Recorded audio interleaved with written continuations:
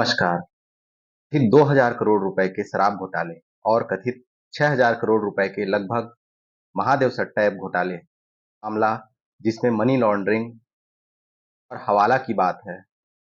ED के बाद CBI का पूर्व मंत्री भूपेश बघेल, देवेंद्र यादव सहित कई अधिकारियों के घर धमक देना क्या बताता है?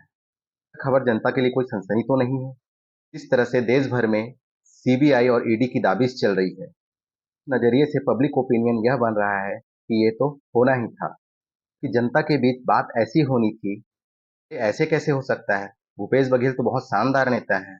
भले ही वो चुनाव हार गए हों, लेकिन उनसे ऐसे घोटालों की उम्मीद नहीं की जा सकती। शानदार आदमी है भूपेश बघेल। जनता के बीच ऐसी बातें होनी चाहिए थी। आज छत्तीसगढ़ की जनता हैरान नहीं है। इसे क्या समझा जाए? इससे साबित होता है कि सत्ता में रहते हुए भूपेश बघेल को जनता के सामने अपनी छवि अच्छी रखनी थी। उन्होंने मुख्यमंत्री रहते यह नहीं किया, या तो उनसे कोई चूक हुई, वे शायद अति आत्मविश्वास में रह गए। के सलाहकार और उनकी रणनीति बनाने वाले पीआर के लोग क्या कर रहे थे जब जनता के बीच उनकी छवि बिगड़ रही थी? ये ओपिनियन क्यों बना, इसको जानते हैं। आज विपक्ष को दबाए जाने की बात करने वाली छत्तीसगढ़ कांग्रेस को क्या कल अपना याद है? यानी जब वो सत्ता में थी। ज्यादा अरसा नहीं बीता है, सिर्फ 1.5 साल हुए हैं। कांग्रेस सत्ता में थी, चहुं ओर सिर्फ भूपेश भूपेश का ही नाम गूंज रहा था। बातें हवा में थी कि भूपेश प्रिय नेताओं, अधिकारियों और यहाँ तक कि दोस्त यारों को खूब सपोर्ट मिल रहा है। इस छत्तीसगढ़ के नरेंद्र मोदी बनने जा रहे थे। चार्ज ढेबर वाले एपिसोड में इस एंगल से मैं मुद्दा पहले ही रख चुका हूँ और उसका विश्लेषण कर चुका हूँ। सभी नेताओं के साथ होता है कि सत्ता में आने के बाद भूल जाते हैं, मुट्ठी में रेत को बंद करने जैसा है। ये तो एक न एक दिन हथेली से सरक ही जाएगी। भूपेश बघेल से पहले डॉक्टर रमन सिंह को यह एहसास नहीं हुआ होगा। दरअसल ये शुरू होता है सत्ता में आने के बाद। पावर मतलब शक्ति कुछ नेताओं में ही सिमट कर रह गया। मैं बात कर रहा हूँ कांग्रेस शासन की। जब भूपेश बघेल मुख्यमंत्री बने, तब ये कहा गया, उनके लोगों के द्वारा ही कहा गया, कि शक्ति जो है वो कुछ लोगों तक ही सीमित रह गया है। हाँ, 2.5 साल के कथित फॉर्मूले को लेकर भूपेश बघेल और टीएस सिंहदेव आमने सामने थे। यहाँ से पार्टी दो फाड़ होती चली गई। इसके बाद विधानसभा चुनाव 2023 के समय भी कार्यकर्ताओं ने खुले तौर पर भूपेश बघेल का विरोध करना शुरू किया। उदाहरण के तौर पर देखें तो राजनांदगांव के दाऊ कहे जाने वाले सुरेंद्र वैष्णव ने खुले मंच पर भूपेश बघेल सरकार की कमियां बताई और उनकी भी कमियां बताई। और उसके अलावा उन्होंने राजनांदगांव में जगह जगह बैनर और पोस्टर लगाकर भूपेश बघेल से कई सवाल दागे। ईडी और सीबीआई के आरोपों की सच्चाई हमें नहीं मालूम, लेकिन जिस तरह से कांग्रेस इस मामले में खुद को डिफेंड कर रही है, उसका कॉन्फिडेंस भूपेश बघेल में दिखाई नहीं देता है। 2 साल नहीं हुए जब भूपेश बघेल छत्तीसगढ़ के दाऊ थे, और अब वो परेशान हाल हैं कि पार्टी ही उनको दाऊ मानने को मन से तैयार नहीं है। धीरे धीरे मगर पुख्ता तरीके से तस्वीर साफ हो रही है। भूपेश बघेल की राजनीति संकट में है। उनका नेतृत्व अब स्वीकार नहीं है। जहां प्रदेश में नेता प्रतिपक्ष चरणदास महंत का बयान आता है, वो कहते हैं सिंहदेव के नेतृत्व में विधानसभा चुनाव लड़ेगी कांग्रेस। हालांकि उसके बाद ये इसका स्पष्टीकरण भी देते हैं। उसके बाद भूपेश बघेल को भी राष्ट्रीय महामंत्री का पद देकर पंजाब की जिम्मेदारी दे दी जाती है। सबसे जरूरी बात, इसे राजनीति में रुचि रखने वाले और ओपिनियन मेकर्स नोट कर लें, भूपेश बघेल अब आगे पार्टी की दिशा तय नहीं करेंगे। यानी अगर अगले विधानसभा चुनाव में कांग्रेस को बहुमत मिलता भी है, तो भूपेश बघेल मुख्यमंत्री नहीं होंगे। इन्हें बिल्कुल दरकिनार तो नहीं किया जाएगा, लेकिन वे किनारे बैठकर ही नदी और नदी का धार देखेंगे। मेरा व्यक्तिगत विचार नहीं है, ये कांग्रेस की वर्तमान की गतिविधियों को देखकर ऐसा लगता है। कांग्रेस के दो धूर विरोधी नेताओं स्वर्गीय अजीत जोगी और भूपेश बघेल में यदि हम समानता तलाशने जाएंगे, दोनों की कार्यशैली एक सी ही थी, स्वकेंद्रित, वन मैन शो, केंद्र में, जिसे अभी आप Narendra Modi style of governance से समझ सकते हैं। सत्ता में रहते तक तो यह सब ठीक लगता है, लेकिन सत्ता जाने के बाद खुद तक सत्ता और राजनीति को केंद्रित रखने वाले नेताओं की बुरी परिणति होती है। मैं यह नहीं कह रहा हूं कि भूपेश बघेल उस ओर बढ़ रहे हैं।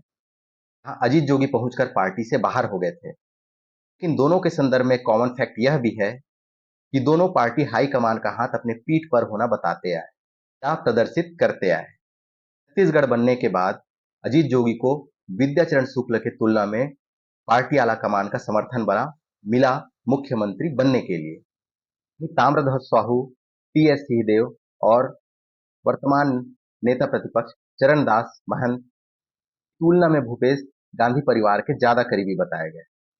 सचमुच में कितने करीब हैं ये अब पता चलेगा, क्योंकि भूपेश बघेल की राजनीति संकट में है। एक कयास है कि शायद पार्टी आलाकमान को प्रदेश के नेताओं से यह संदेश चला गया है, उनकी वजह से पार्टी को फायदा कम और अब नुकसान ज्यादा है। छत्तीसगढ़ ही नहीं, देश में हिंदी पट्टी कहे जाने वाले ज्यादातर राज्यों में भाजपा ने एक नैरेटिव खड़ा किया है, बड़ा मजबूत नैरेटिव खड़ा किया है। भाजपा ईमानदार है और विपक्ष, खास तौर पर कांग्रेस, बेईमान है। से कहा यह भी जाता है कि कांग्रेस के भूपेश बघेल जैसे नेताओं के पीछे ईडी और सीबीआई के लगे होने से भाजपा को जमीनी स्तर पर फायदा ही होता है। जनता के बीच एक दूसरी राय बन रही है कि कांग्रेस के नेता सत्ता में आने के बाद भ्रष्टाचार करते हैं। इस समय छत्तीसगढ़ में सत्ता की गाड़ी एक तरफा भाग रही है और सत्ता के सामने कोई चुनौती नहीं है। कांग्रेस क्या चुनाव आने का इंतजार कर रही है? यही तो भाजपा चाहती है। विपक्ष में रहने वाली पार्टी को एकजुट रखना बहुत ही कठिन कार्य हो जाता है। भूपेश बघेल के यहाँ दबीज के बाद कांग्रेस को अपनी ईमानदारी दिखाने का मौका मिला हुआ है। यह नहीं कह रहा हूं कि कांग्रेस का संगठन और उसके कार्यकर्ता भूपेश बघेल के समर्थन में चक्का जाम करें। कांग्रेस के अंदर भूपेश बघेल के प्रति सहानुभूति का प्रतिशत बहुत कम है, बहुत ही ज्यादा कम है। अंदर खाने से आती आवाजें बताती हैं भूपेश अपने समर्थकों के साथ पार्टी के अंदर ही अकेले हैं। सत्ता में रहते हुए अपने पार्टी के जिन नेताओं के साथ उनकी नहीं बनी, ये सब एक साथ एक और हैं, और दूसरी तरफ हैं भूपेश बघेल अपने समर्थकों के साथ। केवल इतना कह रहा हूं कि कांग्रेस जनता के मुद्दों के प्रति अपने आप को ईमानदार रखे। यह बताए कि एक नेता या दो चार नेताओं पर आरोप लगने से पूरी की पूरी कांग्रेस पार्टी बेईमान नहीं हो जाती। कांग्रेस के पास और भी चेहरे हैं जिनमें छत्तीसगढ़ की जनता की आवाज उठाने की क्षमता है। वक्त आ गया है कांग्रेस जनता के सामने अपना दिल खोलकर दिखाए, बताए कि कांग्रेस कुछ नेताओं के भरोसे नहीं बैठी है। सबसे बड़ी बात कि कहीं से भी वो भ्रष्टाचार के पक्ष में नहीं है। आज जनता इतनी समझदार हो चुकी है कि उसे पता होता है कि सत्ता में रहते हुए किसी नेता ने अपना रसूख और दौलत कैसा बनाया है। पर पर्दा डालने के बजाय देश की ये सबसे पुरानी पार्टी नए चेहरों को आगे कर जमीन की बात उठाए। मुझे जानकारी है, उसके अनुसार कांग्रेस के नेता कई मुद्दे सिर्फ इसलिए नहीं उठाते कि इस मुद्दे को उठा देने से कहीं दिल्ली का आला कमान नाराज ना हो जाए। कांग्रेस को अपने संगठन और अपने चेहरों में सर्जरी की जरूरत है। पार्टी जनता के बीच अपने जिन नेताओं को सपोर्ट सिस्टम मान रही है, उनकी भी छवि जनता के बीच क्लीन नहीं है। कांग्रेस को जरूरत है क्लीन नेताओं की। उनकी बात उठे तो भाजपा के नेताओं में घबराहट उठे। कांग्रेस क्लीन नेताओं की पहचान करना जानती है? क्या वो जमीन से उठाकर नए नेताओं को तैयार करने की सोच रही है? बड़ा सवाल है। इसका जवाब कम से कम छत्तीसगढ़ संगठन के सर्वे सर्वा नेताओं के पास नहीं है। से कांग्रेस के नेता आरोप लगाते हैं कि वर्तमान छत्तीसगढ़ में एक कठपुतली सरकार है, विष्णुदेव साय की रिमोट दिल्ली में है। इसी प्रकार वो भी कहीं ना कहीं देश में अपनी नीतियों को लेकर दिल्ली से हरी झंडी लेने के लिए मजबूर है। सत्ता और विपक्ष की मजबूरियों में जनता के मुद्दे दरकिनार हैं। लगता है कि जैसे छत्तीसगढ़ ऑटो पायलट मोड में है। आज के लिए बस इतना ही। आने वाले एपिसोड में हम छत्तीसगढ़ के राजनीतिक विषयों पर और भी विश्लेषण करेंगे। धन्यवाद। मैं आपका देवव्रत।